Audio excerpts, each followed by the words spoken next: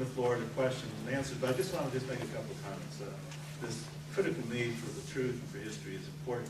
Several years ago, I was in San Jose dedicating the Cesar Chavez Plaza and was one of the speakers, and speaker after speaker went on extorting Cesar in his life. My granddaughter Arlene was there with one of my daughters, Elizabeth. And at one point, Arlene turned to my daughter and asked, "Mom, is Caesar God?" My daughter had to explain that, and then others have talked about canonizing Caesar. Well, I've worked for many, many years with Caesar. He's not a god, he's no saint.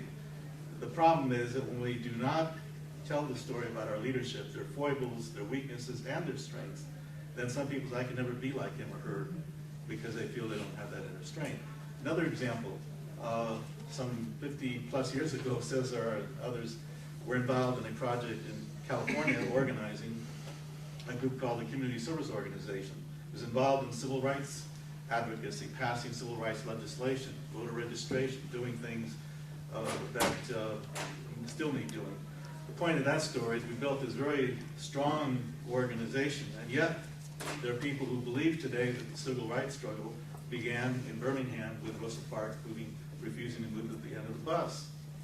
And yet it was in 1945 that Hector Tarango in Orange County filed a Westminster versus Mendez Board of Education suit in that county that ended the segregation of Mexican children in California schools. And Thurgood Marshall heard about that. He came to Orange County to check on that case, which he then used for Topeka versus Brown Board of Education and as a precedent for ending segregation in school. No one ever heard about that.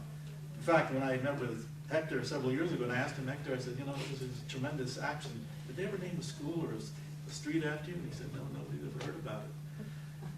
So that's a third example. A second example, just final example, is that some years ago when I was rotating off the board of the Rockefeller Foundation, I was on the nominating committee and I was suggesting names to succeed, and I was pushing to have 2 Hispanics. We'd had 4 African Americans in many years, and I had been the first Hispanic on the Rockefeller Foundation board. So as a member of the committee, I offered some names, but the problem was the nominating committee wanted marquee names and people who were well known, and so I kept pushing for 2, and I wanted 1 male and 1 female. But no, they insisted that they were okay with 2, but they wanted marquee names. Finally, I won and was able to convince them that 1 individual who was not a marquee name, and who proved to be a tremendous and sensational trustee for the next 10 years, functioned very well. The second person was a marquee name, an individual, well known.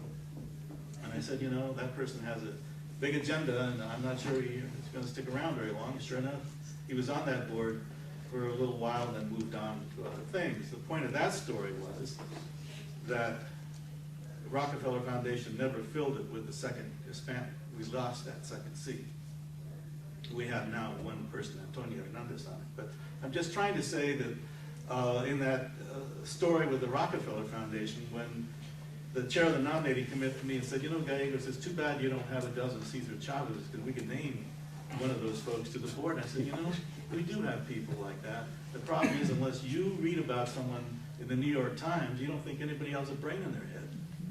I said, beyond that, I said, not every Anglo is a Gandhi or a King or a Mother Teresa. I said, so why are you applying different standards to us? I said, besides that, knowing a lot of the trustees, you know, there's some real nuts on the board, and I think every group should be entitled to have its fair share of nuts. So I think that when people don't know about our community, when they ignore our community and ignore our history, there are these kinds of distortions.